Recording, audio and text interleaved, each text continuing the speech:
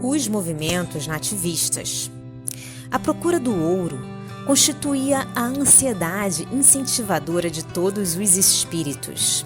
Entretanto, desde o princípio do século, o governo espanhol havia providenciado quanto à organização do Código Mineiro para o Brasil e, desde 1608 a 1617, quando a direção da colônia se achava repartida entre as cidades de Salvador e do Rio de Janeiro, já Dom Francisco de Souza guardava o título pomposo de governador e intendente das Minas.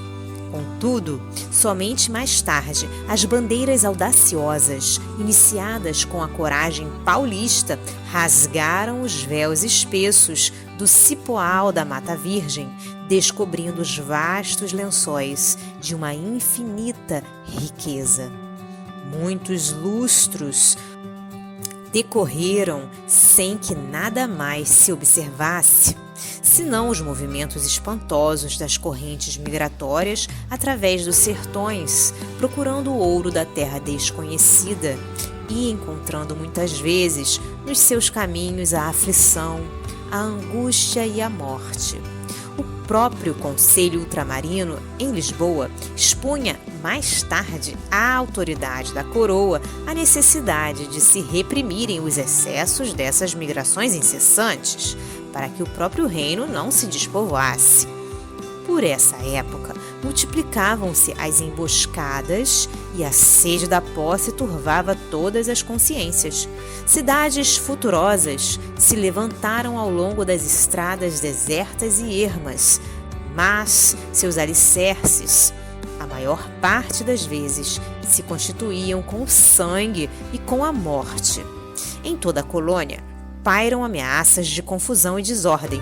A lenda dos tesouros fabulosos, guardados no coração das selvas imensas, incendiava todos os ânimos e enfraquecia o ascendente da lei em todos os espíritos.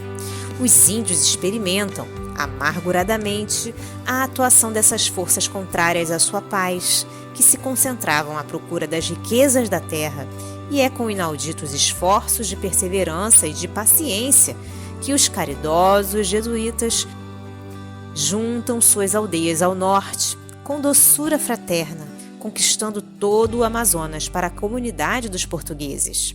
A esse tempo, no extremo norte, convulsiona-se o Maranhão, sob os ímpetos revolucionários de Manuel Beckmann, contra a Companhia de Comércio, que monopolizara os negócios da importação e exportação da capitania, e contra os jesuítas, cujo espírito de fraternidade se interpunha entre os colonizadores e os índios, no sentido de se manterem estes últimos dentro da liberdade que lhes competia. Os amotinados prendem todos os elementos do governo e, organizando uma junta com elementos do clero, da nobreza e do povo, consideram extinto o monopólio e providenciam o imediato banimento dos protetores dos indígenas. Festas extraordinárias assinalam no Maranhão semelhantes feitos, inclusive TD1 na Catedral de São Luís. A notícia de tão singulares quão inesperados episódios provoca as apreensões da Corte de Lisboa, que não desconhece as pretensões da França no tocante ao Vale do Amazonas, nem ignora o ascendente moral dos franceses sobre os elementos indígenas. A expedição que deverá restaurar a lei na capitania não se faz esperar e a Gomes Freire de Andrada, estadista notável pelo seu talento militar e político, cabe a direção do movimento restaurador. As providências da contra-revolução no extremo norte são adotadas sem dificuldade. Gomes Freire procede com magnanimidade para com os revoltosos, sem, contudo, poder agir com a mesma liberdade para com Manuel Beckmann, que foi preso e sentenciado à morte. Sua fortuna teve a ele confiscada, mas o grande oficial que comandara a expedição dentro das tradições da generosidade portuguesa, arrematou todos os bens do infeliz em asta pública e os doou à viúva e aos órfãos do revolucionário. Em 1683, a Bahia se conflagra depois de assassinar o alcaide-mor da colônia, Francisco Teles de Menezes, que excitara as antipatias dos habitantes do Salvador. E os derradeiros anos do século XVII testemunham as atividades da colônia nesse período de transição dos movimentos nativistas. A sede do ouro penetra o século seguinte, que mais intensamente ia acender a febre da ambição em todas as cidades. Em 1710, as lutas se fixam na capitania de Pernambuco, que fazia questão de cultivar o sentimento de sua autonomia desde os tempos da ocupação holandesa, com a qual fizera novas aquisições no que se referia aos patrimônios de sua independência. Os brasileiros de Olinda abrem luta com os portugueses de Recife, em razão das rivalidades entre as duas grandes cidades pernambucanas que não se toleravam politicamente. As emboscadas ocasionam ali dolorosas cenas de sangue. Um ano inteiro de choques e sobressaltos assinala o período da Guerra dos Mascates. Antes, porém, desses movimentos revolucionários em Pernambuco, os paulistas e os emboabas lutavam na região aurífera dos sertões de Minas Gerais, disputando-se a posse do ouro que abrasava a imaginação do país inteiro. A felonia e a traição constituem o código dessas criaturas insuladas nas matas desconhecidas e inóspitas. Pela mesma época, a França, que sempre custou a resignar-se com a influência portuguesa no Brasil, envia Duclerc para investir o porto do Rio de Janeiro com 1.000 homens de combate. A metrópole portuguesa não podia proteger de pronto a cidade, e o governador Francisco de Castro Moraes, deixando-se dominar pela timidez, permitiu o desembarque das forças francesas, que, todavia, foram rechaçadas pela população carioca. Estudantes e populares lutaram contra o invasor. Algumas dezenas de franceses foram barbaramente trucidados. Fizeram-se ali mais de 500 prisioneiros e o capitão Duclerc acabou assassinado em trágicas circunstâncias. O governo do Rio não providenciou quanto ao processo dos criminosos, a fim de punir os culpados e definir as responsabilidades pessoais, provocando com isso a reação dos franceses, que voltaram a assediar a maior cidade brasileira. Du Guesclin vem à Baía de Guanabara, acompanhado de cerca de 5.000 combatentes.